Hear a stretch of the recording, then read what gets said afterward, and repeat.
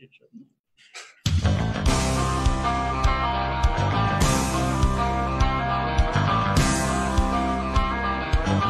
What this world needs is a few more rednecks, so people ain't afraid to take a stand. Still managed to flash up my damn song and lose her ass. What this world needs is a little more respect for the Lord and the law and the worship man. But like 20 years later, We're live. We can use I got nothing. I was going to say welcome to the backfield, but Arkansas Tyler's talking. Peyton's talking. I'm a smug bastard, I guess. Take your tampon out. Anyway. Are we going hunting? What? You can't sit in a stand for more than 5 minutes without freaking talking, farting, or laughing. That's not true. Yeah. Like you ran out of pretzel crisps. Crisp. You ran Pretzel out of those. crisps. You need to get out of the stand. Like, how the hell am I supposed to be with – I'm done. I'm done. Browns. The Browns. Can't just jump into that. Yeah, we are. All right, fine. Browns. Dude, 49 points, the most points they have scored in like 15 to 20 years in a game. Okay? Offensively, they look great. Defense, I thought, played great in the first half. And, you know, I don't know if it was just because they were scoring late points in the third and fourth quarter while the Cowboys did, but, you know, Dak Prescott put over 500 yards passing. But then again, the Cowboys ran the the Browns ran the football. They had 307 yards rushing. Okay? 307 yards rushing in one game. And they won the football game to a really good offensive, good football team, I believe, in the Cowboys. Oh, yeah, absolutely. Now will this carry over to the Colts? Now, the Colts have a great defense. But I do believe if we stick to the game plan, we run the football, that we will overcome the Colts. Even though the Colts are scoring a lot of points, they don't have a high percentage of offensive yards coming out, of the bump. Well, the only thing is they did exactly what you said to do. They kept the offense off the field. I mean, they ran it. It's like they listened to the show and then made the game plan around what you said to do. Dude, all I know is this, and I played football for many years, and if you ask any great coach, did you though? And we can bring them at any time. Like I talked to Ken Hatfield, maybe Lou Holtz. If you have a good defense, a great defense, and you can run the football, you can win games, a lot of games, if not every game. In Cleveland, they have a decent defense. They can get better, but they have a terrific running game.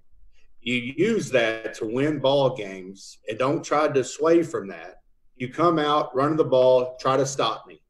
If they stop you, fine, we'll move to something else. But before they stop you, let's keep running the daggum football. Let's get 9 and 10 guys in the box to where Baker can do some play action and throw the ball to give him more confidence. That's how we're going to win more ball games. Well, the only thing is he came out the whole game was super exciting, right? I mean, everybody's super pumped up about it. I was watching it. It was exciting. It was an exciting game. But, I think Bayfield came out a different quarterback there. I think you're right. He didn't have as much pressure on him for that game, and you could see it. You could see that he was making better decisions. He was making good passing choices. It was nice.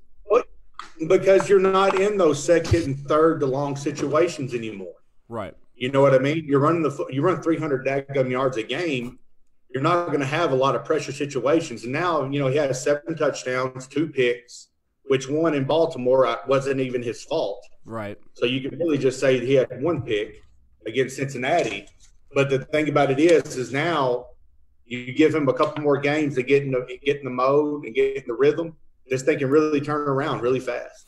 So what do you think is going to happen? I mean, you think Mayfield's calmed down a lot? Because I do. I mean, like I said, the pressure was off, but do you think he's calmed down enough? Because is he going to be able to do that? Is it the same strategy against the Colts that we're going to be using that we did against the Cowboys?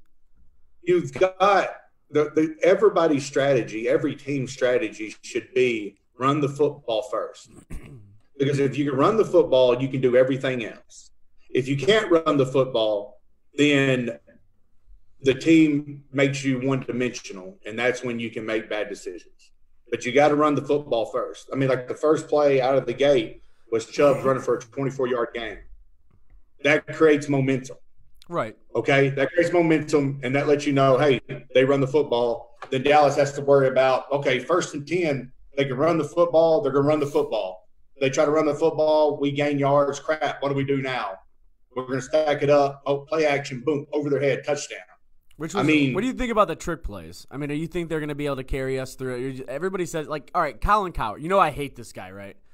Like, I hate him. Okay, here's the deal. We had what? Was it 2 trick plays that scored touchdowns last week? Yeah. Yep. Okay. So 14 points. I would say 12 points. That brings it down to what? 36, 37 points. If the Browns scores 36, 37 points every game without trick plays, I think we'll be okay. I mean, the trick plays thing was bull crap automatically. It doesn't matter how you get the touchdown. You get the touchdown. Why are they? My gosh. I mean, why are they saying that Stefanski doesn't do that often, anyways? But the first time it worked, so obviously try it again. There was no harm, no foul. Why is that such like? People are like, oh, so they're the laughing stock of the NFL still. Why? Because we're doing trick plays. That happens all the time. Because the Browns are the redheaded stepchild, and the Cowboys are America's team. And we beat the hell out of them. Yeah, we did. We really beat the hell out of them. I mean, we really did. This was a game leading up on ESPN. I was watching it. Is this more pressure for the Browns to win or the Cowboys to win? And that was the whole thing leading up to this, to set up the rest of the season. Right. Will the Browns win? So, of course, there's going to be more talk stuff. It doesn't matter if the Browns went out all the way to the Super Bowl, they're going to talk crap about them. It doesn't matter. But why? I don't get it. Why does everybody hate Cleveland so much? What's the point? We don't do anything. We leave people alone. Because it don't make people as much money to sell the Browns. Smaller markets, so people got to piss on us. That's awful. That's what it is. Like, think about it. Like, if the Yankees and the Cardinals are in the World Series, that makes more money than if the Devil Rays and the Indians are in the World Series. You know what I mean? I mean, I can kind of get it. But why, like, I don't know. I just don't understand the hate for Cleveland. I mean, with the media, ESPN hates us. Barstool Sports hates us. Everybody hates us, and I don't understand why. Like, it's Cleveland against the world. That's legit. It's real. Like, everybody don't want us to win. That's my motto. Like, I love knowing that you're against the world because you have nothing to lose. And that's when you become the most dangerous, is when you have nothing to lose and everything to gain. That's true. And they're putting that in our plate. Star movies. They're putting that in our hands. No doubt. You gotta right now, the Browns are in a great position, especially now entering the 5th week against the Colts. This should be a game that we can win and win easily, in my opinion. So you think we're going to win this easily? We should. So on paper, it makes sense. Run the football. Like, I think Chubb's being hurt doesn't slow us down all that much. You don't think so? I really don't. No, Johnson came out and ran for 95 yards. I mean, you're right. He got hurt. I think we're going to miss him. I mean, I think it's going to be obviously we're going to miss him a little bit, but you're right. No, they stepped up. It doesn't matter. It's like a foundation of the house. The offensive line is the foundation. Okay? And they're still well intact. Right. You have a running back, they have to be good, but not as good as the foundation. You know what I mean? And that's what they bring. And obviously, Hunt had 71 yards and 2 touchdowns last week. And, I mean, nobody heard of Johnson before now, but he had 95 yards. I mean, what do you expect? Well, I mean, yeah. So you're not too worried about Chubb being out, being an issue. He's only out for like 3 weeks. I said he was going to be back by half. I guess I was wrong. But when he went down, I didn't think it was really that serious. Did you? I mean, when you watched him get injured, did you feel like he actually was like? Dude, an MCL is totally different from an MCL injury. It's just a sprain, correct? It's not a tear. Really, it is something where it doesn't hurt as bad. You just can't put as much weight on it. It just feels awkward and weird. I've had them before. Like, you just can't cut off of them. You just can't maneuver. It's like a high ankle sprain. It's just not – the pain's not there. It's not really serious, but you just can't be the same player. Just rest him up, keep to the same game plan, and everything's going to be fine. Just don't freak out about it. It's not going to ruin their chances at all. I don't think it is either. I think everybody stepped up. That's what we saw. You're right. Everybody stepped up when they had to. and it was flawless. That was like one of those games where almost everything went good. You know what I mean? On the offensive side, everything went like perfect. Because you run the football. You stay conservative because you can run the football lest things go wrong. I know everybody wants to see the 80-yard pass, but if the Browns want to win football games this year, they did what they did last week. Dude, I'd much rather though. They did with the Bengals. Like instead of seeing the 80-yard pass, I'd much rather see a breakout run. Like I think that's more exciting. Like I just think that's more exciting than somebody dropping back and throwing a deep one. No, a breakout run definitely shows like we own y'all more. Yeah, like, we absolutely. outman y'all up front. Like I get that, and that's also an intimidation factor. That's an intimidation factor for any team. If you can run the ball on that team, if you outman that team, the defense like shuts down. They know they shut down. Well, and if you start doing it in the early part of the game, they definitely shut down in the second half because they get tired. What did you think about there's OBJ? No doubt about it. How do you feel about OBJ? Do you like that play? I think he made a heck of a play, honestly. I think that he should have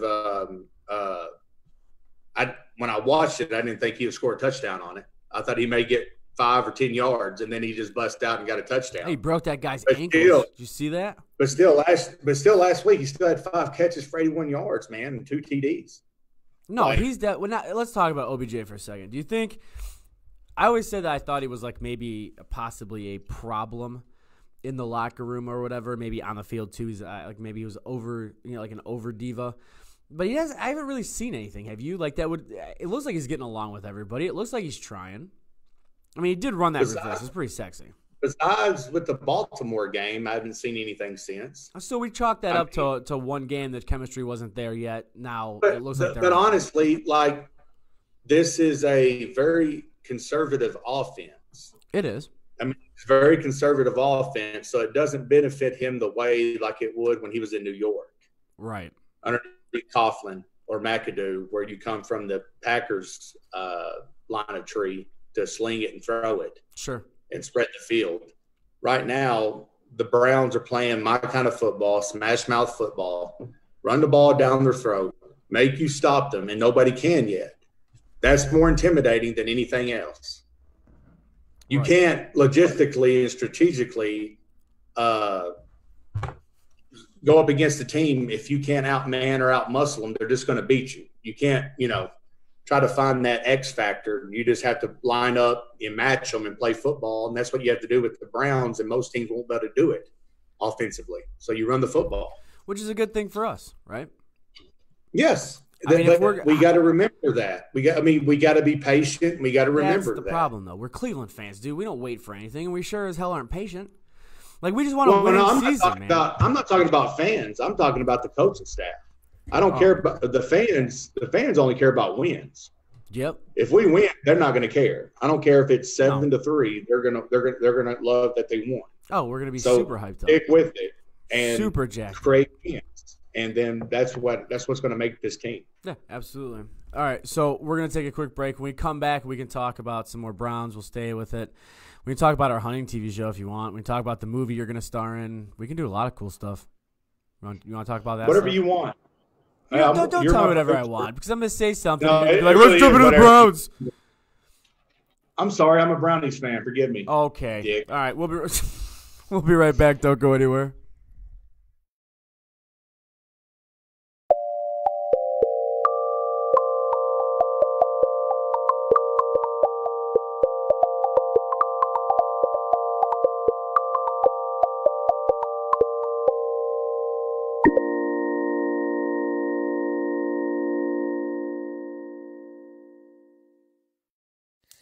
At American Hunt, we believe that since the beginning, man has lived off the land. It's our God-given right, our American heritage, a part of who we are. From farming the ground, harvesting the game that walks upon it, or leasing the ground for extra income, the land has always provided. Trying times and changes, this innate right has been taken away from many of us, losing access to land and the resources it offers. American Hunt is a platform being built to connect everyday people with landowners and guides. With American Hunt, you can list your land for extra money or guide hunting and fishing.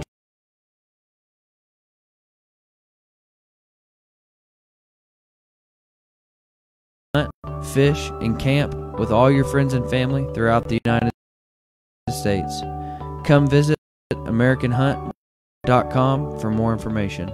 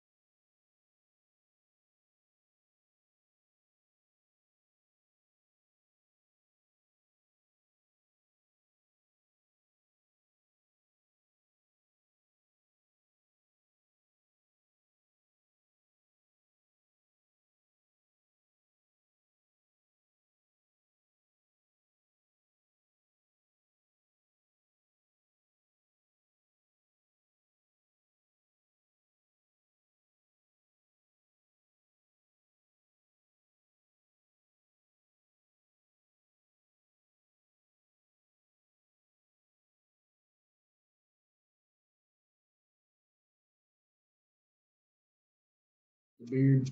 Welcome back to In the Backfield with Peyton Hillis and Keith Mygras. That looks enjoyable, man. It looks like you're having a nice stogie. Really enjoying myself now. Like That's good. Arkansas Tyler got me a cigar, had some scotch, having a good time. The Brownies are winning.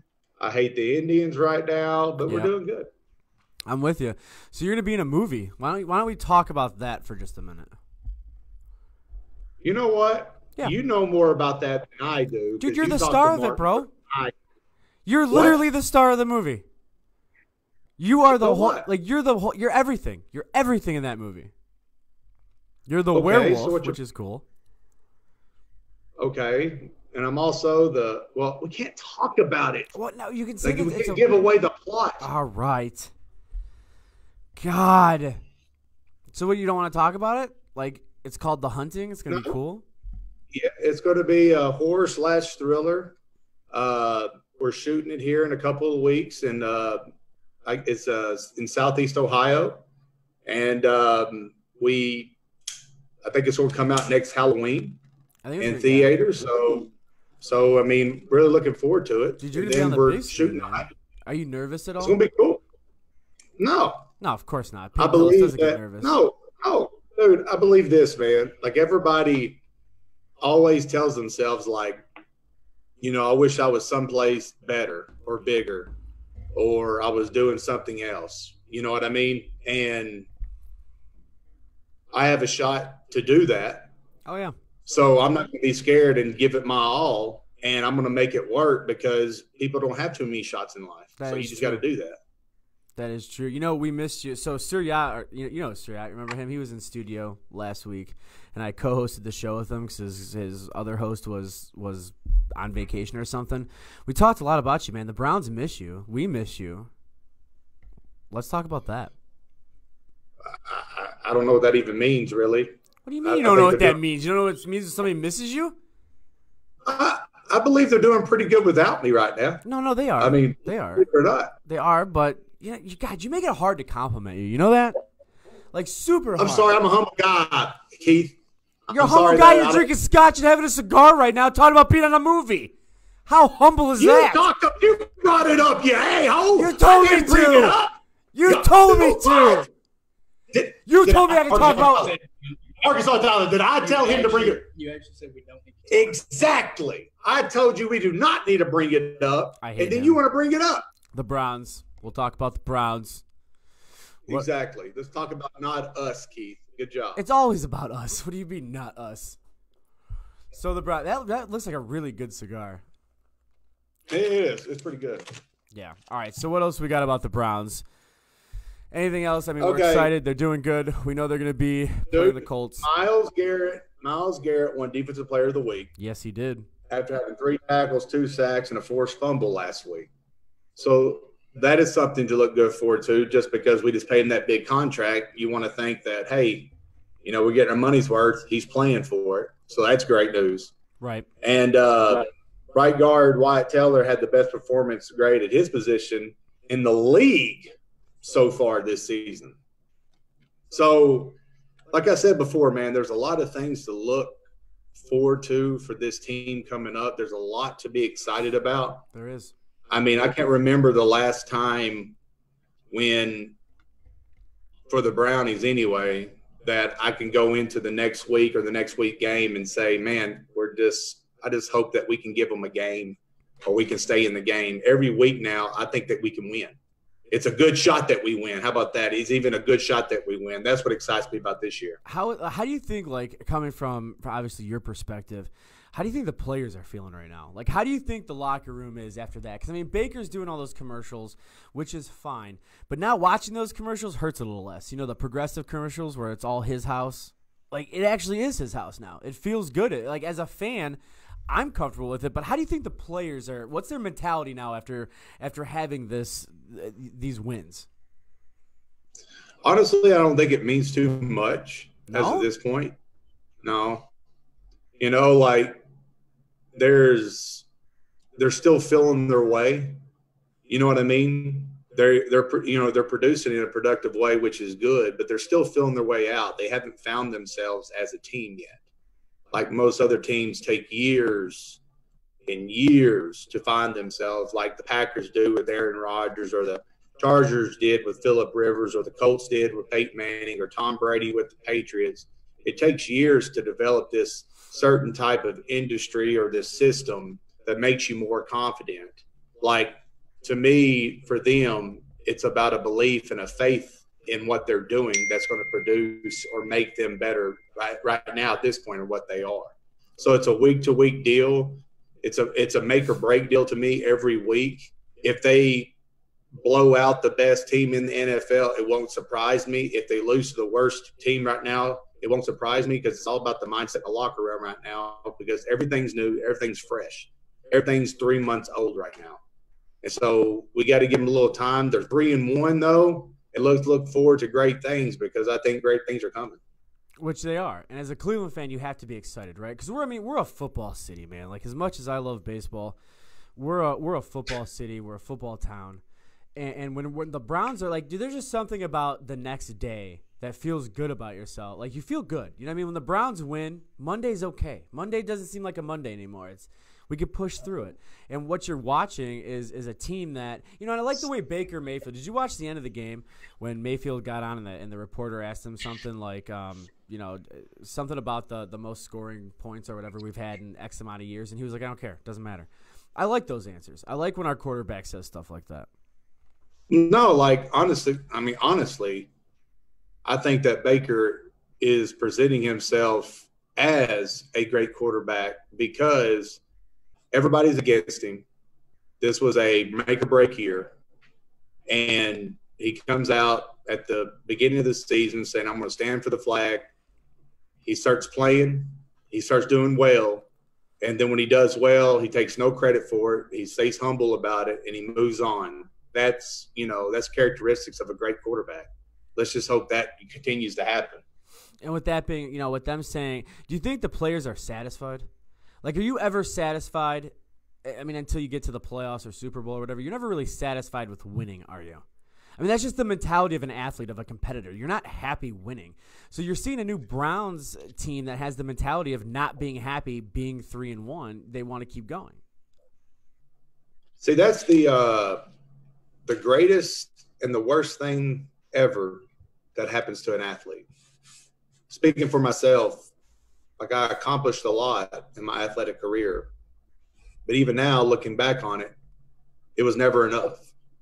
I was never satisfied. I wish I'd have done things differently or better. And even now in life, it's all about striving for the next best thing and achieving and being successful in the next best thing. I think if you're an athlete, if you're a true athlete, a true competitor, you should never be satisfied. Well, no, a true competitor is never happy, ever. And that's I don't care if you go 20-0 in this season, right, and you win the Super Bowl. You should not be satisfied, ever. Right. No, I agree. You know what I mean? That's what makes a competitor, what makes the athlete. Now, the downside to that is that eventually you're going to get old.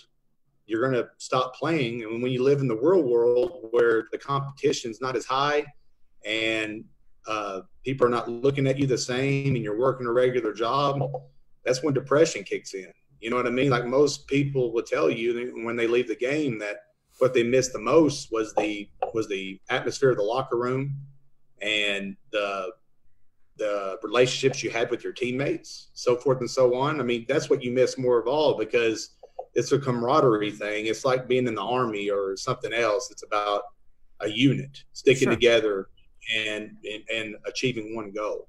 And in the rest of the world, you really don't have that. I mean, you don't. Right, and that's a fact. That's why I guess I think that the locker room issue. That's why I always said you have to have a unified locker room, because if you don't have that camaraderie like you're talking about, do or die, you're never going to have the full unit that you want to see on the field. But it's weird to see. Even now, it's weird to see what's going on inside First Energy Stadium when they play. It's just to me, it seems like a different Browns, and that is because we're 3-1. I mean, of course, how long has it been since we've done that? So as a fan looking back at it, we're like all on the train, right? Can we believe the hype train yet? But as somebody who's been in the game and knows exactly what is going on, you're not. I mean, can you really get aboard a hype train yet? I believe in this. And just because I believe in the power of the tongue, I believe in the power of what you believe in your heart and in your mind. Yeah. That is contagious. That, you know, if the fans believe or the players believe, it's like contagious. It's a virus. Like losing's a virus. Winning's winning's contagious. Losing's contagious. Once you start believing you're a winner, the next guy's going to believe he can be a winner, and so forth and so on. And that's why, like, you see, like a Tom Brady that does with less talent every year because people catch on to that fire. They come into a winning system. They're expected to win. Sure. It's contagious. I mean, it really, really is. When the fans start believing and having faith in that, even though they've been let down so many times before, once they start doing that, that's when I think the Browns will, like, really achieve the over expectations of what people have. I mean, there's no doubt about it. So you think they're going to overachieve, or do you think they're going to? I mean, what are your takes on it from watching the first 4 games? See, when people say overachiever, that means that they did what they shouldn't have done. I'm saying believe in something that you knew was going to happen in the first place because you believed and had faith when nobody else did. Sure. And right now is that time.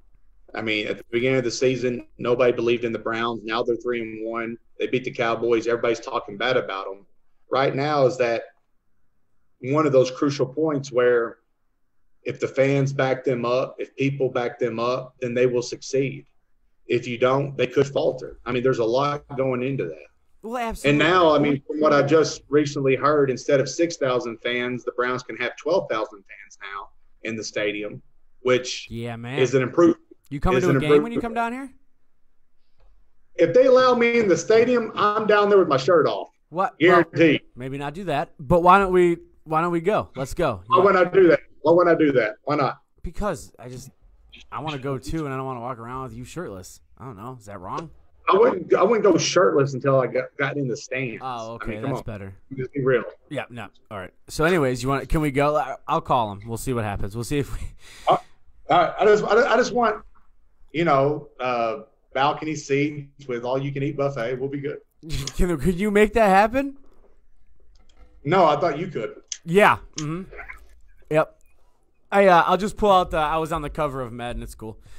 In a Browns uniform. They gotta have some like special thing you can call and get everything set up for. It'd be so much fun. Yeah, you also said that they'll let me retire if they just got me in a jersey for one day. I could retire as a Browns player, but that never happened either. Well, no, you tweeted it, and then all of a sudden, all these people. So would you? But you'd be. We should do a podcast from there. Live. You want to do that? Live podcast from the Browns game? Dude, I would love to do a live podcast game from the Browns. Oh, gosh. Dude, we would kill it. I think so, too. I think we'd have a lot of fun. We'd probably get in trouble, but we'd have a lot of fun. There's we're in a podcast. Like seriously, we're going to be talking like the fans are thinking. Like, what the freak was that dude thinking right there? Not, hey, Baker Mayfield made incomplete pass. Like, we'd be like, what the freak was he doing? Like, why would he do that? Like fans would respect that more. Oh, fans would definitely respect it. Nobody likes the commentators anyways. Like, do you guys like the commentators when you're watching football? I hate it. They're not good. Same thing with baseball, though. They're horrible. Commentators are absolutely horrible. Mark Hamer, I don't know if you remember, that name sounds probably familiar, says in the Scotch Night with me, you, Keith, and Peyton, says Dave. And then, hold on, go down. I want to see. Oh, Amanda says OBJ is gorgeous. Damn, that's a shame. All right, so keep going down. I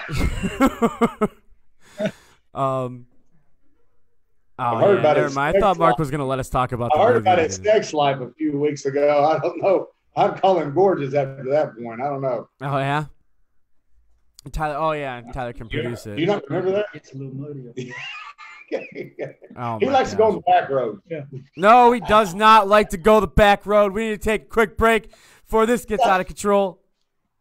I'm just saying what everybody else said. I'm not saying it's true. He didn't even want to go the back road. It was like other things that were happening from that area. Yeah, back muddy roads. Is what I'm saying. It was definitely muddy. There was things that definitely probably should. That had to be a rumor, right? Like we're all in agreement that that doesn't happen. That never happened. I hope the Lord that that's true. It will. But We'll I can tell you what, there's a little truth to every rumor. There is not a little truth to every rumor. Don't say that. Don't say that. Oh, I can't. that's true, man. I'm telling you. I did no. I'm telling you. Please. Little truth to every rumor. So what? So what? I mean, okay. So what is the little truth then? He likes it a little bit.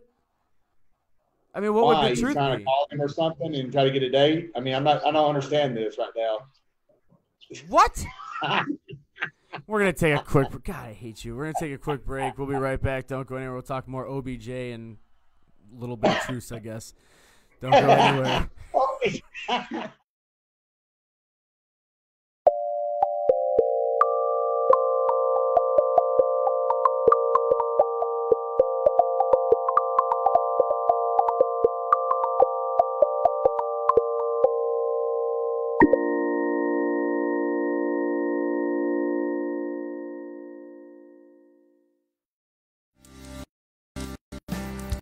At American Hunt, we believe that since the beginning, man has lived off the land. It's our God-given right, our American heritage, a part of who we are. From farming the ground to the game that walks upon, or leasing the ground from, the land has all provided. Through trying times is taking place, this has been taken away from many of us. Access to and the resources it offers. The platform being built, people, learners, and guide. With American Hunt, you can list your land for extra money or guide hunting and fishing trips. American Hunt allows you to lease ground by the day so you can hunt, fish, and camp with your family and friends on private properties throughout the United States. Come visit AmericanHunt.com for more information.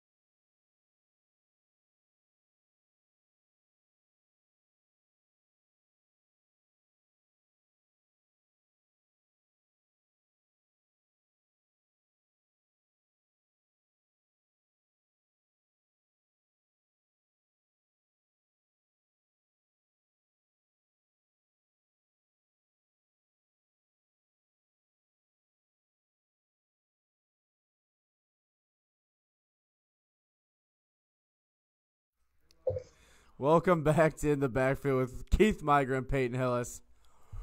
How you doing, man? You okay? You're having a heart-to-heart talk. I didn't want to disturb anybody. We good? You can call me Tater Salad.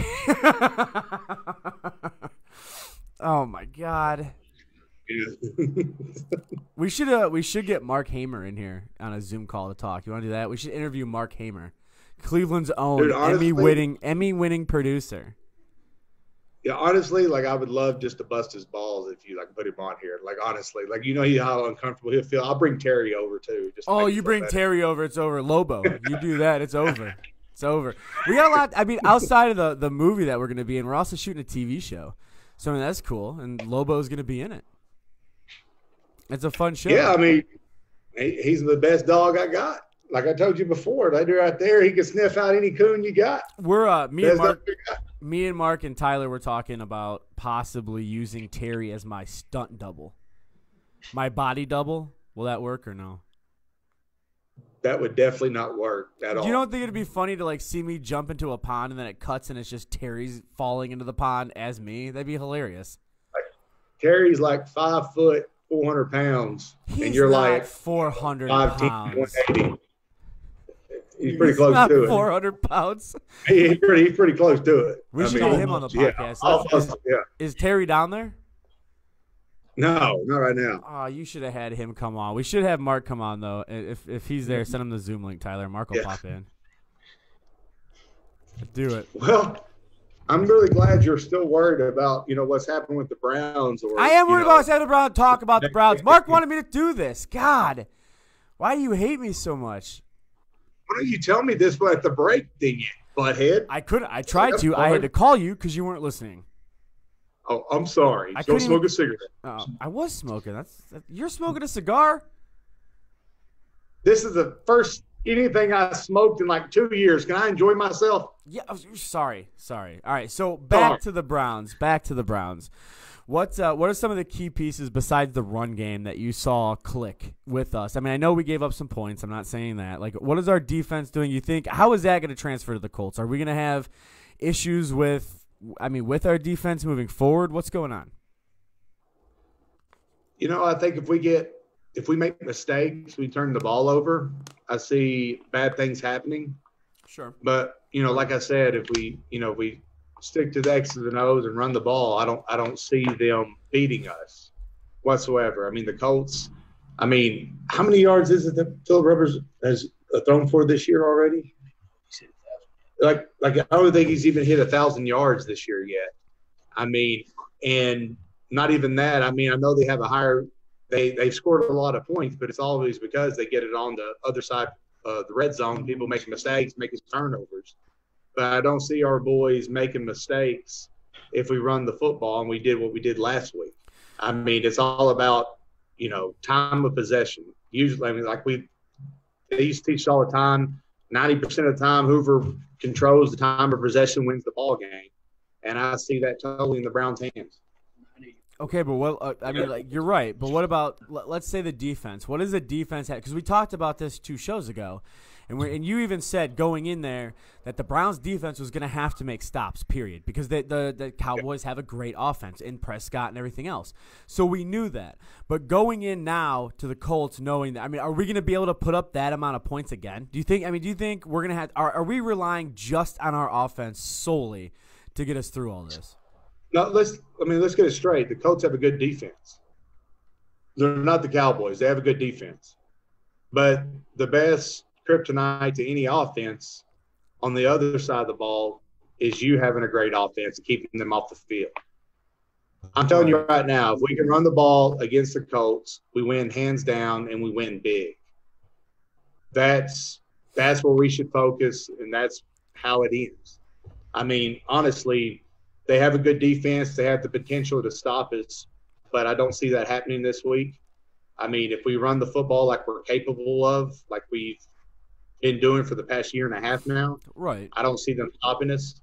And let's keep Baker, his mind fresh. Let's keep it positive and optimistic, and we win this ball game. There's no doubt about it. I mean, I think we do too. You said something off air. I think it was either yesterday or today. I can't remember. but you said that you don't think they're Super Bowl ready yet, but you think they're a winning ball club. What do we have to do to get Super Bowl ready? I mean, what is? And I know it's a stupid question, I know, but as a Cleveland fan, when you hear Browns and Super Bowl in the same sentence, you start geeking out, you start freaking, right? So what do we have to do to get to that level? I mean, it's not going to be. Is it going to be next year? Is it going to be the year after that? I mean, what? No, I mean, how's it can happen. That's the funny part. It can happen in an instant. Yeah. Or it can happen over years, but it's about two things. It's about unity and consistency. When every week in and out, you're producing the same way, offensively and defensively, and you're together as a unit, you don't have story this week, Baker Mayfield says this, next week, Odell Beckham Jr. doesn't like this, or Odell Beckham Jr. likes this way in the bedroom, or whatever. That stuff doesn't happen when you call games. I'm just being honest. No, I know what you mean. There has to be some consistency and unity in the locker room and on the playing field for that to happen. And as of right now, it's going in that direction, which is good, but it's just not there yet. And you see us in that direction, right? I mean, you see us a Super Bowl team at some point if we keep what we have going, right? Stefanski's doing what he's doing. Talent-wise, you're a Super Bowl team. But there's a lot of teams in the NFL that go 6-10 that have talent, but they don't have the unity, they don't have the consistency, they don't have the coaching staff, they don't have the right organization. I mean, you got to think about it. Every 32 teams in the NFL have phenomenal athletes on their team. It's all about who's at the head, who's at the helm, who's leading them. Are they giving the right game plan? Are they executing it right? Are the teammates getting along with themselves and the head coaching staff?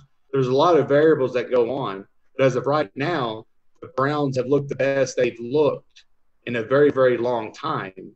And it seems like the coaching staff and the players are on the same page or a better page than what they've been in the past. Which makes sense. And there's no way to tell that until they start playing in critical games. They play in more clutch games, in divisional games, especially in the next game with the Ravens or the Steelers. We're going to know a lot more at that point. What do you think they're going to do against the Steelers? I mean, we already saw what happened with the Ravens, so we'll throw that away for a minute. But what do you think they're going to do against the Steelers? I mean, I hate the Steelers. So, see, to me, that's a make or break for me, just because the Steelers have phenomenal defense. They really, really do. They have a great defense. They have a veteran quarterback, and I think their first game is away. Is that correct? Yes.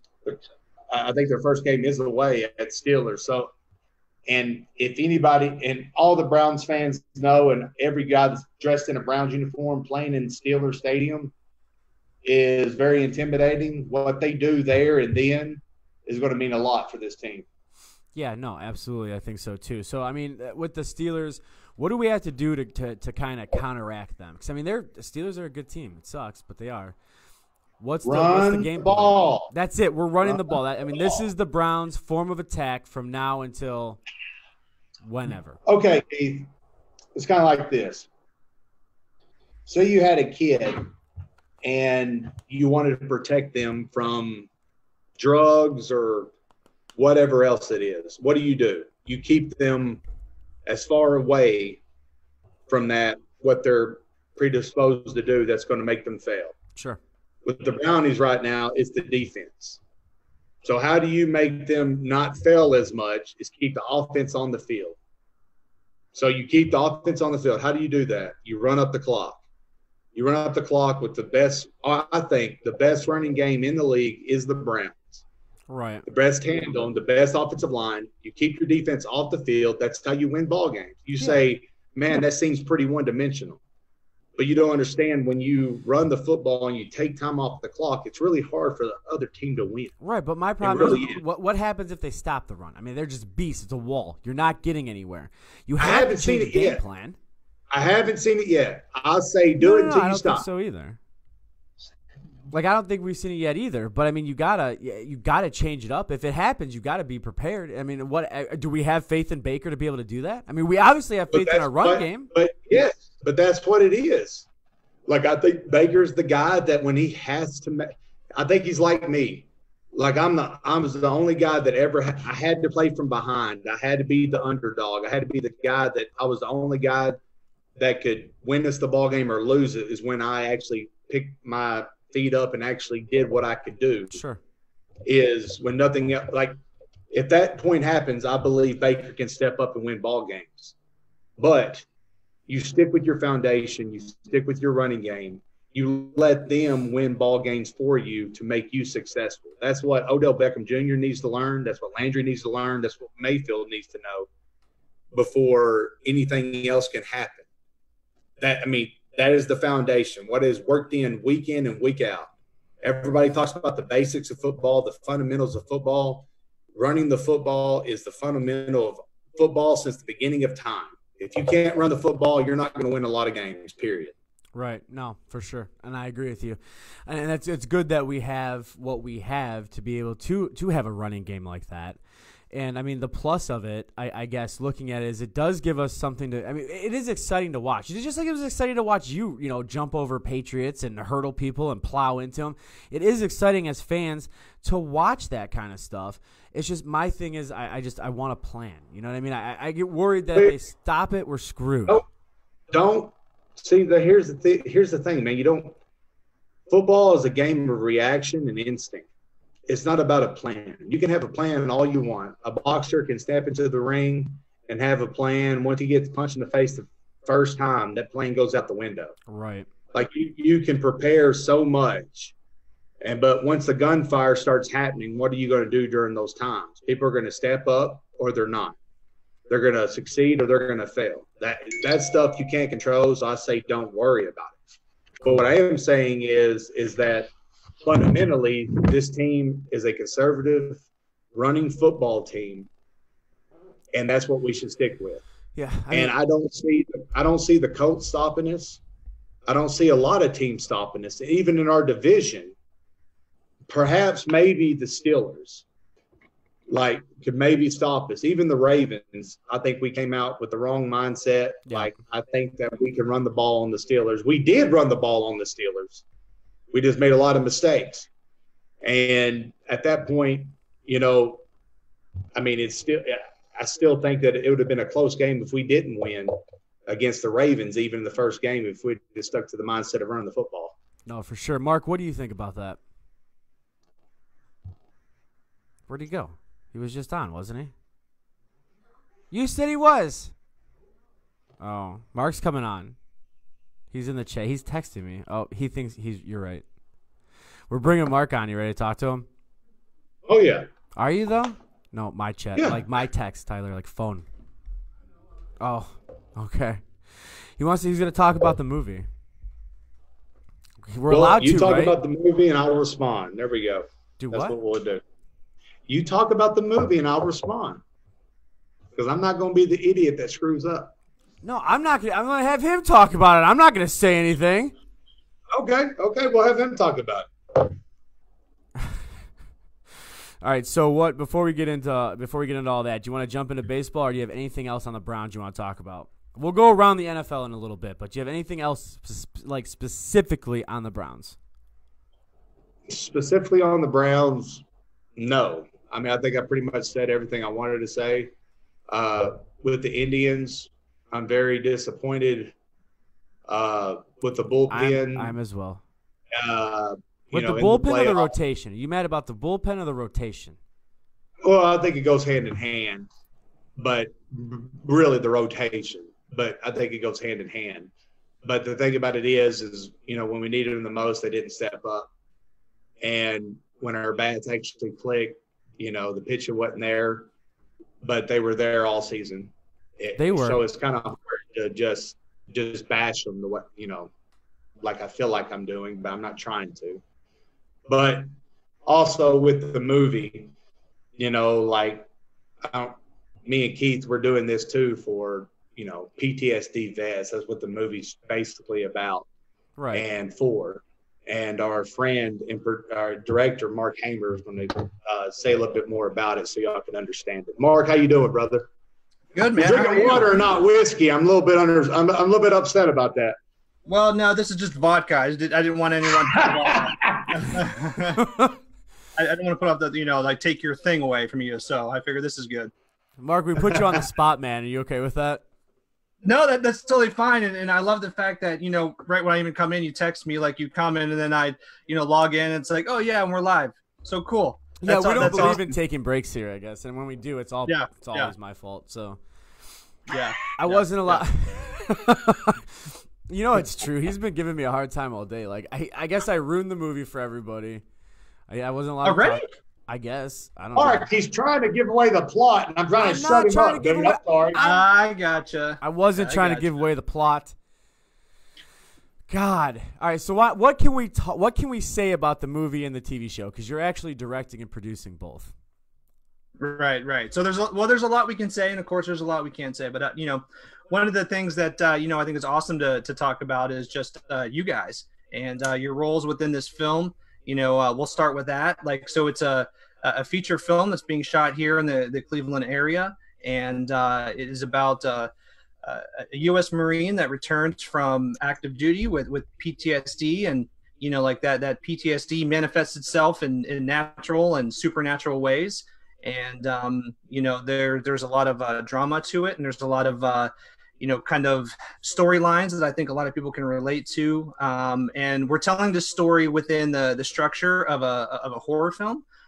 Just so it's one of those messages I think people can, dive into it when you add a little bit of a theater, to some of these circumstances. So, there's a lot of people on our crew and on our team here that take this, our military very seriously.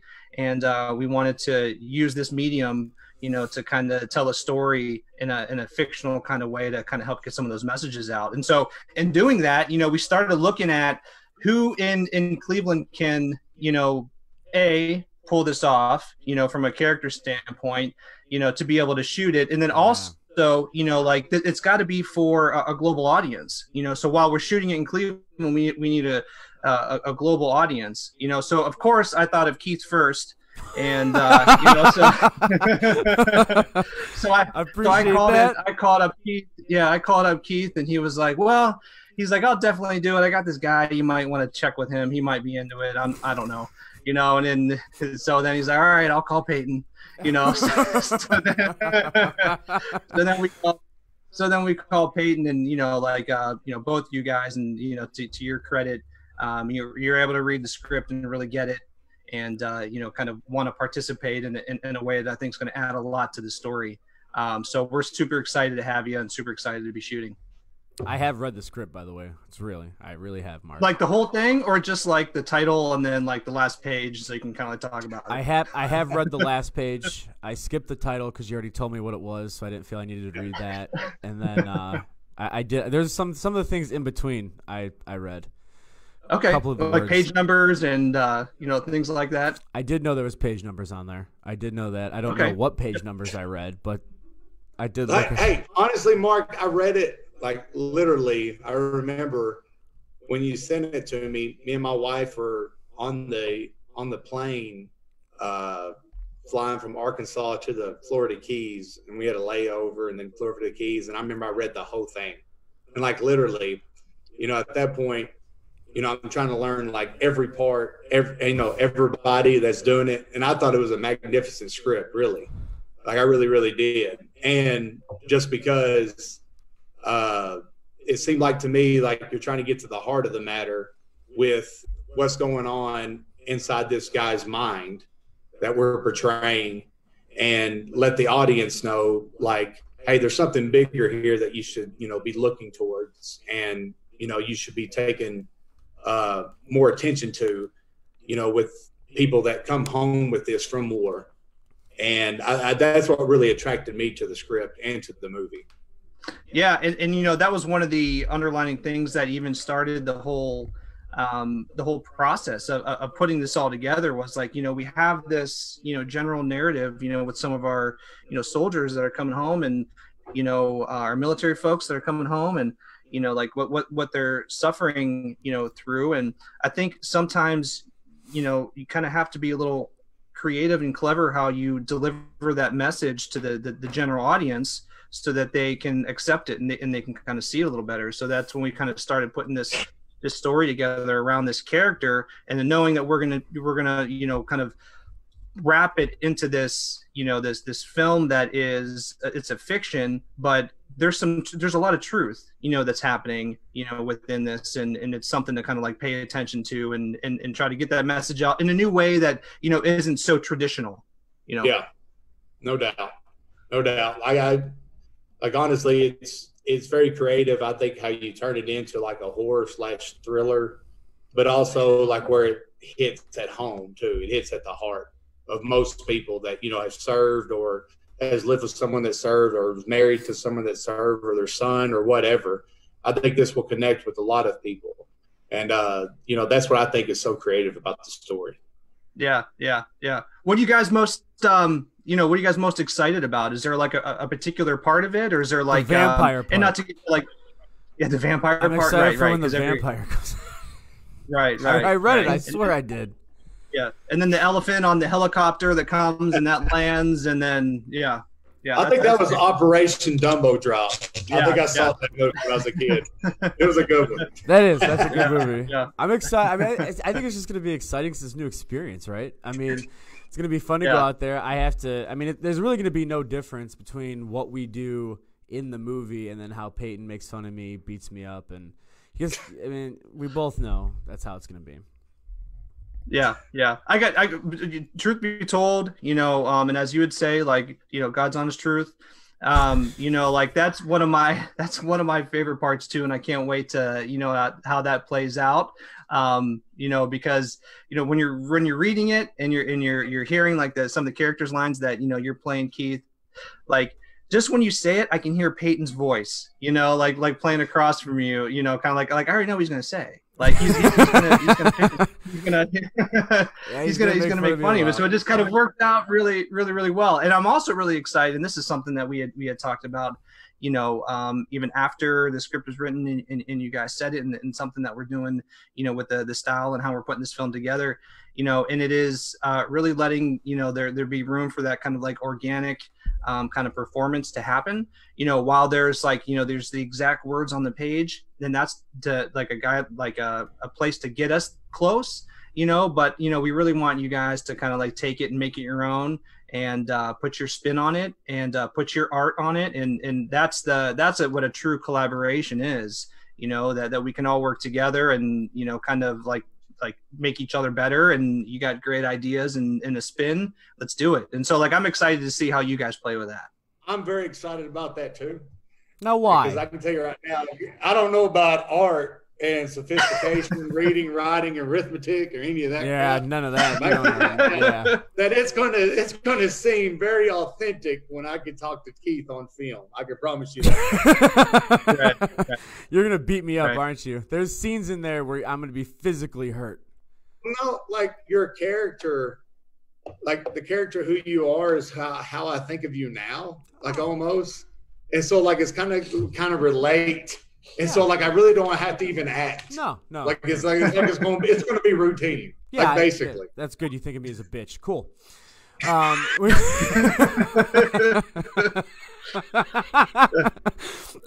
that leads us into the show then, the TV show. Mark. I spent too many days with you in Arkansas, Mark. Mark, to your credit, dude, he did show the first live feed of the I guess the first little 8-minute clip that we had on the show a couple of weeks ago. Yeah, it seemed like a lot of people genuinely liked it. Yeah, would want to watch it too, but that's where he thinks he's gonna look like a bitch just from that episode. Yeah. Well, just like you guys, I'm gonna be on your back. What do you mean? I had gummy bears and pretzel crisps. You made fun of me for 3 days for that. Okay, let's be honest. You literally told me the night you got off the stand, you were ready to get off after 13 minutes because you ran out of pretzel crisp. And word water. for word. And gummy bears. I ran out of gummy bears. But it's okay, though. Like this. Listen. And water. And the water there has was on. to be people watching this show that hunt. Yeah. And that know that what you're saying right now is complete blasphemy if you're a hunter. They don't take gummy bears hunting? dude, there's Not even a something pocket of them? literally mentally wrong. There's something mentally wrong with you. Mentally Like, wrong because I honest to want God. gummy bears? Dude, why didn't you take enough gummy bears? I didn't know how Like much you I also should said plan that for. you and Mark couldn't even hunt the whole time because y'all were laughing so hard. Oh, You were supposed to be quiet, and you told me that y'all didn't see nothing. I wonder why. I mean, You know, I want to Yeah, say yeah. in Keith's defense, you know, like it wasn't just the pretzel crisps and the gummy bears. You know, like his water was gone within that first 13 minutes, and about like 2/3 of his cigarettes were gone. gone. And then They were- you know, gone. Okay. And then we really Okay, started why he's worrying. hunting. And then number two, like I have deer all over me, and I'm thinking at any moment y'all gonna be shooting something, and y'all didn't see a deer. so how many Like, you deer did you see, understand- Peyton? I saw 8. Yeah, did you bring a maxi pad? Is that why you attracted them? Huh? Did you bring a tampon? You didn't give me any of that stuff. Don't Thank get mad. you. I for don't not- think, for I not don't saying think that, you're by the way. ovulating during that time, but I couldn't get any if you weren't ovulating during that time. But that's Ovulating. Oh, I'm not ovulating. Yeah, I am. I'm ovulating for gummy bears and pretzel crisps, and this is what I get. You're a 40-year-old man eating gummy bears. I'm Like, 40. Enough said. You don't even know my age. You don't know me at all. Dude, you're mid-30s. You're mid-30s, dude. 33. You should not be eating gummy bears. Why? After a certain age, you can't have gummy bears? That's a dumb law. Yeah. That's a dumb rule. That's Well, they stupid. were the sugar-free kind, weren't they? They Weren't were those what? the sugar-free ones? No, they Weren't weren't they the sugar-free ones. bears? You know that's why we were only there for 13 minutes. He is diabetes. If you don't have sugar, he'll like pass out like in 10 minutes. That's another thing that we got to worry about. I'm not. No, my diabetes doesn't kick in. That's why I brought the gummy bears. The pretzel crisps, though, those are just Sugar-free gummy bears. those are delicious. Like pretzel crisps are good. You don't like pretzel crisps? I don't love some eat there. when I'm on the deer stand. I don't talk. I don't smoke. I don't drink. I just am there and I'm quiet and I don't say a word. I'm not on my phone. You don't drink when you're in a deer stand. I don't drink when I'm on a deer stand. You're kidding me. No, You drink. no. You I'll drink. drink before I go on a deer stand. But when I drink- So, Mark, I how gotta do you tell think, you guys. how do you think the TV show is gonna go? You think it's what? I mean, we can say anything about that, right? Yeah, oh yeah, we can say anything. I was going to say something about your pretzel crisp there again. Just like when you're sitting in a tree stand and you're trying to be incredibly quiet, I can't tell you how loud the crunching of pretzel crisp are. He starts eating. You know, you're trying to whisper and we're trying to be like, you know, look over there, and then he just bites into this thing and it's like the earth opened. You know. We're like, well, you know, I think we lost any opportunity we had with that. Okay. So, Keith, this is an anonymous person talking about this. It's Isaac. Like he is literally trying to film this, and he is saying that what you're doing is completely wrong. Can you admit to this now or not? All right, I won't bring pretzel crisps anymore. Can the gummy bears Yeah. come though? Just don't bring anything. You had to. I You had to can't. bring something. Can you not, for 4 to 6 hours, just relax No. and enjoy the nature? Absolutely not. You know, in Keith's defense, I think it makes fantastic TV, though. You know, you get him up there, like, just looking around and gets lost when he doesn't have any more gummy bears. Like, the look of fear on his face That's when panic. he opened that bag, there's nothing left. Pure panic. I mean, I'm God. there to capture it. Wait till we start. Like I'm offended now because I'm like a hunter and like I'm hearing all this crap. Yeah. Like I even put you on a box stand where you could be a little bit louder, and all I'm hearing is about how loud you were. Oh. The earth opened when you chewed on your pretzel crisp. I shook. Like the, that you, just didn't, offends me. you didn't see this part, but like I shook like there was horns up there, and I like shook them out the window to see if I could attract any. It didn't work. Is that upsetting to you? Yes, because honestly, they're not in rut, so they're not going to be fighting right now. So they're Is just Isaac wondering- died over there? Like there was no reason for you to do that whatsoever. I didn't clink So them together. basically I you were just shook doing them out the that. window. I just shook them like it was a striptease. what is wrong? Like there's no way I can make fun of that. It's so dumb. Like I can't even fathom that at this point. It So didn't I'm work. like, That's a total. of course it didn't work. Bro, we were up there for 20 minutes. I needed to do something. I need to get like Mark. You need to like trank him before you go up there or something and wake him up when a deer comes or something like that. This is ridiculous. I was just The best- trying to use everything. The best part about this is all true. These are all true stories. You'll see it on camera. I'm just waving at the deer Yeah, with the you'll see. horns. Yeah, that's coming out in the next episode. All this stuff that we're talking about, absolutely is making it. And then, I just would love to, kind of see what happens when you cut to Peyton in his serious tone, being like, well, how come you guys didn't see anything? And now everyone knows the backstory. Well, here's why. Right. I think We didn't see anything because there wasn't anything there. That's why. It was like The best part of it was, Mark, when I met John Harrison the next day. Oh, I said, listen, Keith, you wake up the next morning, you're going to see this deer on this stand, and you will kill him. And he said, okay, got it. I come up the next day in Harrison when we're at that really weird meeting. Whatever. It was really weird. But basically, I said, dude, did y'all not see nothing this morning? He goes, dude, I'm not going to lie. I slept in. Then I knew there was no hope. There was no hope. Do we have for to this. wake up that early to go kill a deer? I don't understand. Why does it have to be so early? They're awake too. Like, they don't wake up early to do that. I mean, I don't get it. Like, why? Like every hunter right now that's listening to this show is putting their hands in their face right now. Every hunter's thinking the same thing I am. They're going, why can't I bring gummy bears and meat sticks and other things and not wake up at – you wanted me to wake up at like 4 o'clock in the morning. You're like, before the sun gets up. You're like some Indian trainer.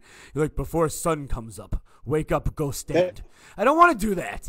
I want to sleep in when it's like a hot-ass shower. I want to have some bacon. Then I want to go there about 12, stay there till about 12:15, get some, and come home. I don't understand. Oh gosh. Yeah, Peyton, when you were telling him to go, like, that whole story about you got to wake up early, and I just remember being on the side just thinking, yeah, that's never going to happen.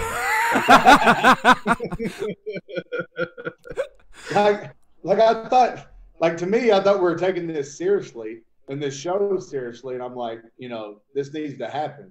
Like I'm trying to put him in the best situation to succeed. Yeah. If this dude won't wake up early in the morning and go get on his stand, I will go. Like I have no hope. Early time. It was like 9-ish, 10, 11. Okay, you know what? I tell you what, Peyton. You know what's going to be awesome, man? Like you look at like where you're at right now. 6 episodes in, this guy's going to be like a Marine. I am. He's going to be dialed in. I'll be jumping on the back of hogs. Slicing just their keep throat. I'll be like fighting crocs without gummy bears. It's very hard for me to believe. Excuse my French. You know what? I'm not going to say that. For a guy like you that's scared of ladybugs, I'm not afraid of ladybugs. I don't like them, but I'm not afraid of them. Taking down boars with a knife. I just don't see that. Dude, no, I don't. Are you telling me, dude, spending time with you? No, I will throw your ass in there for comic relief. Oh, so we're supposed to take it serious, Chanto. Yeah. I thought we were supposed to take it serious. I laugh out of it. Oh, because I know you won't. I'm going to die. You can't throw me. You have to let me do this on my own. It's baby steps. I went into a deer stand. Your wife will be really, really, really upset. I was in a deer stand with minimal rations for like 15 minutes. Stu said rations.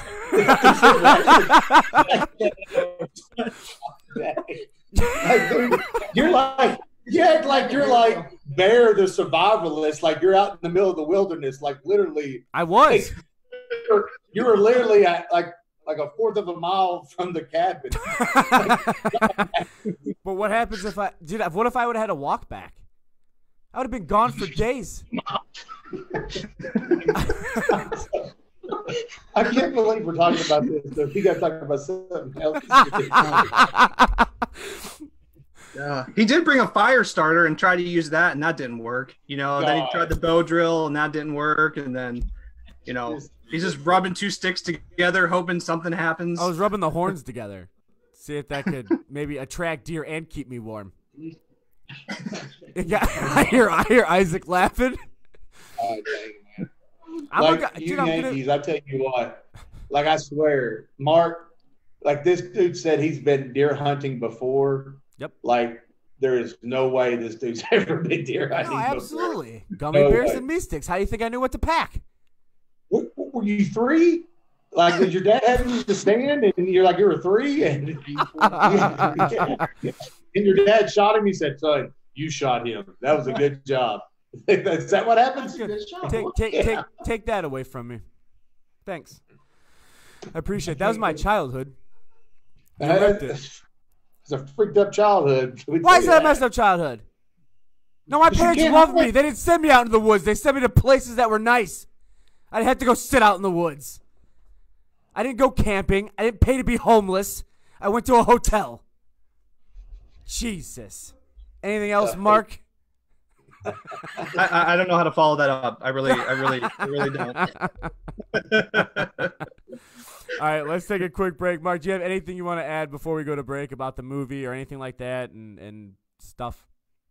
No, the only thing I would add is just, we'll be keeping everybody update with, like how we're moving along and processing everything. And, there's a lot of really cool things coming up. So hopefully everyone can follow along with this journey with us as we put these things together. And it's kind of cool that we kind of have this, this platform that you guys put together that we can kind of talk about it every once in a while. So, thanks for doing it. And it's going to be great. All right. I like it. Peyton is going to be on the cover of a movie, which is cool. It's not quite Madden, but it's cool. It right? will be. It'll be bigger than Madden. It'll be bigger than that when I'm done with it. Oh yeah. Oh yeah. Well, I'm involved too. I'm gonna be great in this. You know that, right? Like I'm gonna be freaking fabulous. Fantastic. Yeah, let's just hope your blood sugar don't lower any. Yeah. Well, how about this? Maybe you'll make it on more than one cover and go past 2 games. Let's go. We'll be right back. We'll have plenty of gummy bears. We'll have plenty of gummy bears on set. Everything will be fine. We'll be right back.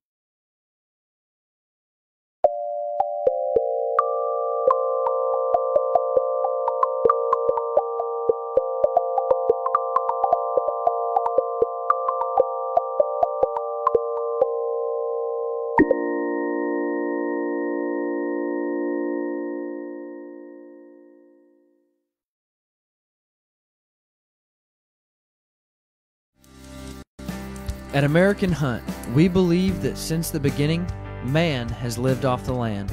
It's our God-given right, our American heritage, a part of who we are. From farming the ground, harvesting the game that walks upon it, or leasing the ground for extra income, the land has always provided. Through trying times and changes taking place, this innate right has been taken away from many of us, losing access to land and the resources it offers. American Hunt is a platform being built to connect everyday people with landowners and guides. With American Hunt, you can list your land for extra money or guide hunting and fishing trips. American Hunt allows you to lease ground by the day so you can hunt, fish, and camp with your family and friends on private properties throughout the United States. Come visit AmericanHunt.com for more information.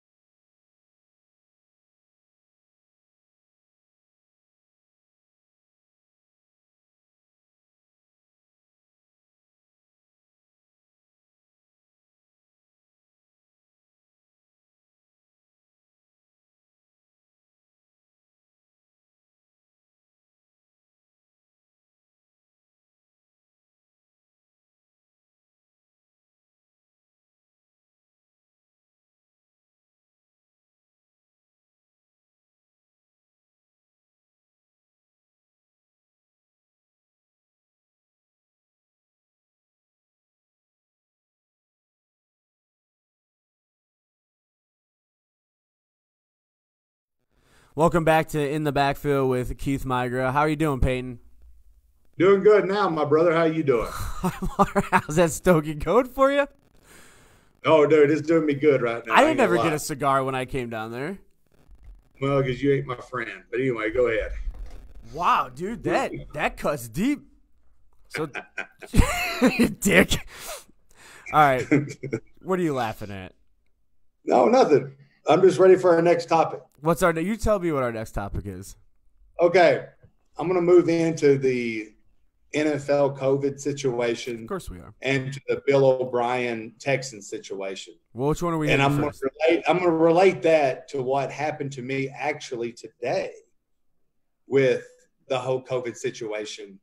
Today? And to show you how preposterous this is. Okay? I don't know what happened to you today, so this is going to be interesting. And I'm going to explain that. Okay, I'm listening. From August 12th in the NFL, from August 12th to September 19th, only 7 players have tested positive. Since September 24th, 22 people in the Titans organization has tested positive. Yeah. They closed the facilities on September 29th, but the league is investigating reports that the players continue to work out despite direct orders from the league to quarantine. Yeah. Players from the Falcons, Patriots, Chiefs, and Raiders have also tested positive. The Patriots have canceled practice this week. The league could be looking to replicate a bubble format like the NBA did for the remainder of the season. Okay? Right. So you have all these players tested positive for COVID. And you know the statistics. It's basically, if you're elderly, that you could potentially die from this diagnosis. Do I take that lightly? No. I think that it is terrible for the older population and stuff like that. Well, sure. For a superior athletic human being, Tyler, in his early 20s, I don't think that it's the biggest a problem, but we're making it.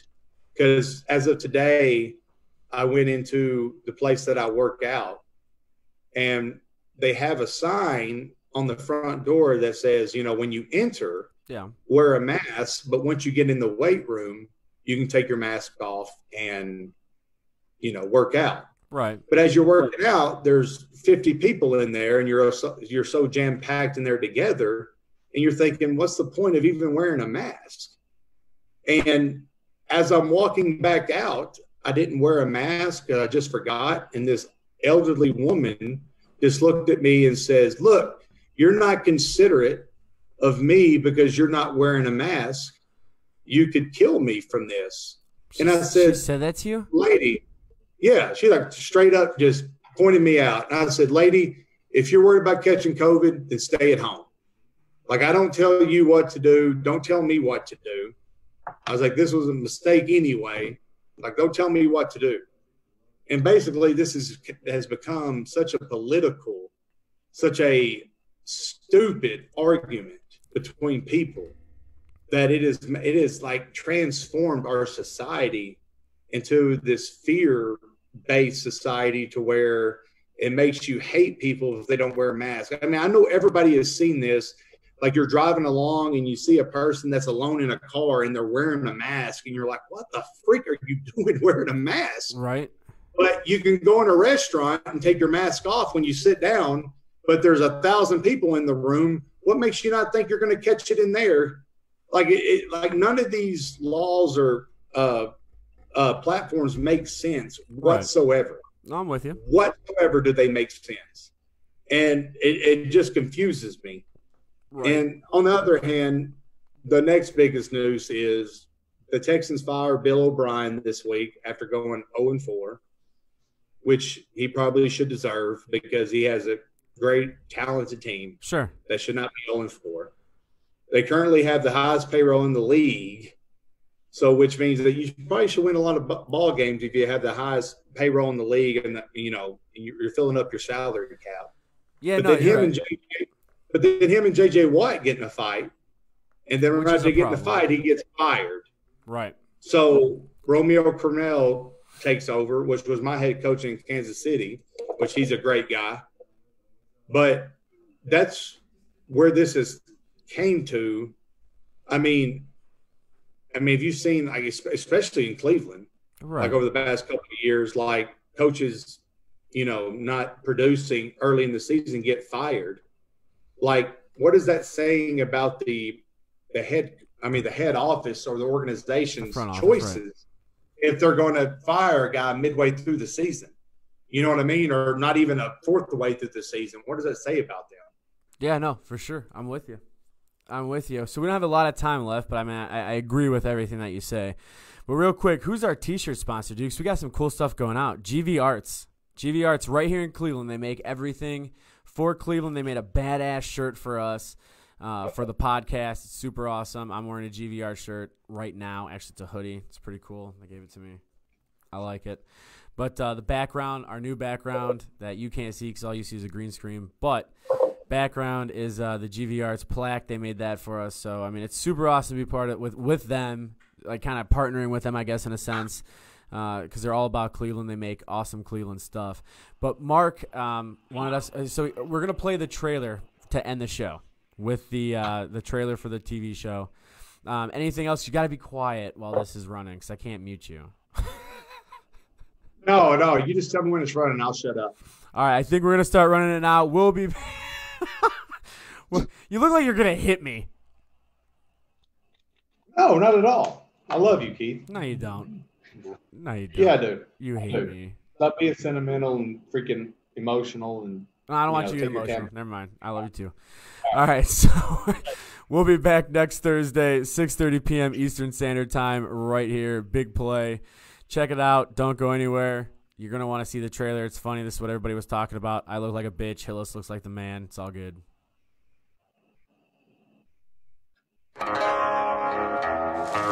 Come over here.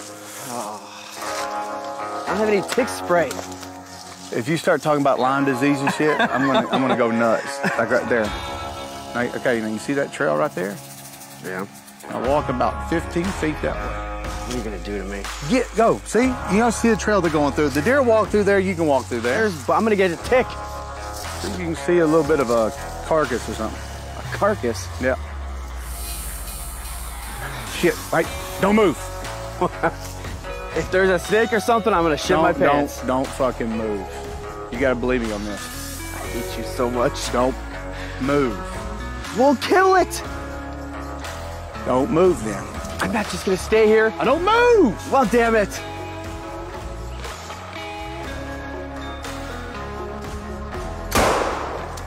He's crazy. I mean, he is absolutely crazy. I'm just fucking with you, come on. It's ridiculous. I hate you so much.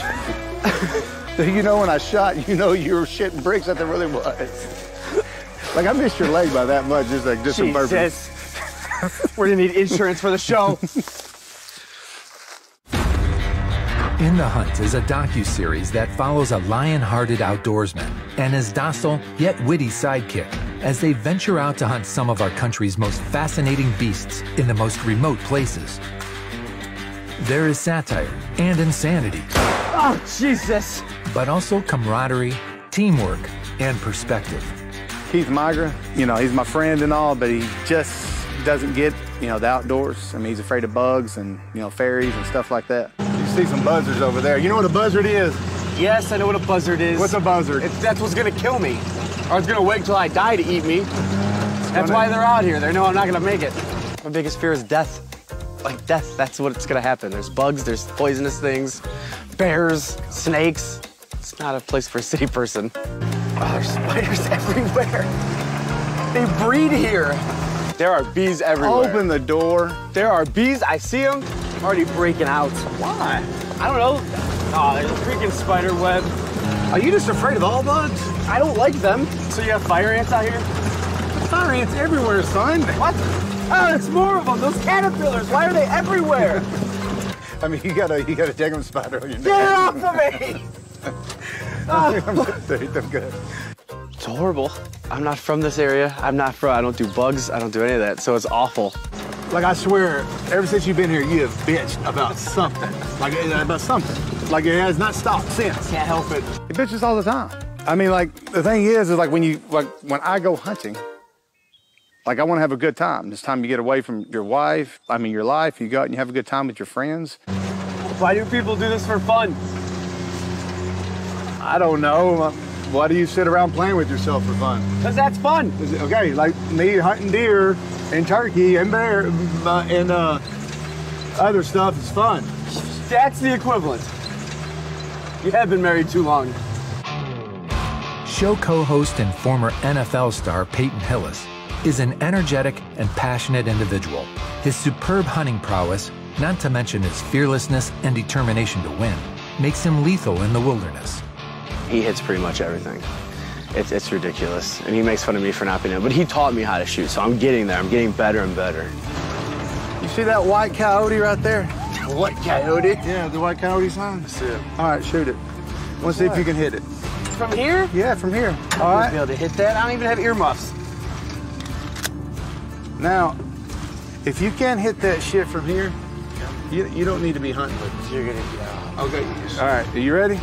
Yeah. Oh, you get to plug your ears, but I don't. You hit it. You like that? Good job. Yeah. Hell, that really did surprise me. There you go.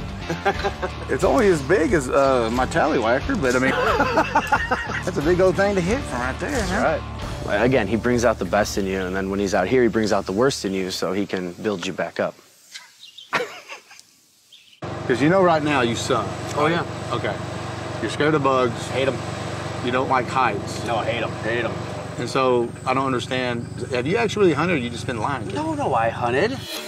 Show co-host and media personality Keith Migra balances Hillis's intensity with rational thinking, wittiness, and humor. The two are incredibly opposite, but somehow complement each other's strengths. He stresses me out because he smokes like 8 cigarettes in a minute. You blew that damn smoke in my face one more time. I said sorry. And then he's worried about bugs and caterpillars, and I'm trying to like look for rubs. If you're a hunter, I want you to try to find me one rub on this road. A fresh rub, not an old. Oh, it's gotta be fresh? It's gotta be fresh. Now, I've seen at least 2, and you haven't hit one yet. You seen 2? Yeah. I could teach anybody how to hunt. It's just if they're willing and they have the want to. To be a hunter, you gotta know a lot of things. I mean, a lot of it's taught over your whole lifetime. You know, my father taught me everything. Once you do it long enough, you know what's going on. Peyton will take it upon himself to teach and share his knowledge of the outdoors with not only Keith, but guests of the show. Now, when you hunt this year, I'm gonna put you here. You know why? Why? This is called Peyton's Place. Peyton's Place? Yeah, that's why it looks the best. If you go up, don't get to go in, I'll go up there with you. I want you to look at that view down there. Beautiful. And tell me it ain't the most beautiful thing you've ever seen. You get a random, like, hair off your, like, vagina beard. My vagina. Hey, like, don't you make fun of my beard. That looks weird, really weird, man. You get this stuff off. Ow. Yeah. He's a cartoon character. Hillis is a character in himself. So being around him, you're gonna get to see how actually, how fun it is, how much fun we have together, and how much fun the actual hunting experience is. Come up here, puss. Now look at that. Tell me that ain't beautiful. That is beautiful. Think about when I like lay it out when they come out there. Okay, just right, go down. You go down first. No, it's okay. Oh my God. I hate heights. I was gonna die. Instantly, I thought I was gonna die. You're gonna kill me, aren't you? That's what this whole thing is.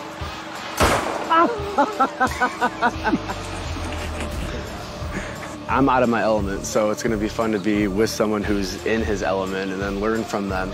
Hunting is an experience. And I can trust you with a gun? Yeah. Really? Yeah, you saw me. I can get you a Red Ryder BB gun or something. Red Ryder? I'm worth more than that. I'm not saying you're not. I'm just saying shit. Like hell, I just want you to be safe and not shoot yourself. Get snake bit or snake bit. God forbid a butterfly touch you.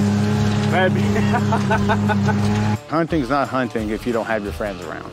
And you come out here by yourself, you can enjoy yourself and relax. But I mean, you can talk to anybody that hunts, you know, that like to share hunting stories together. You know, they want to come back and say what they say. Hey, have a couple of beers, let's get around the bonfire, let's talk a little bit. You know, what'd you see today? What do you think we should do tomorrow?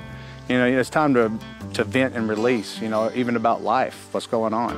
I mean, it's a time to where, you know, you can leave all your worries behind and just be in the moment for a few days. It's a beautiful thing. You know, the political climate right now is so difficult and so disgusting that nobody can have a normal conversation anymore without everybody getting pissed off and angry.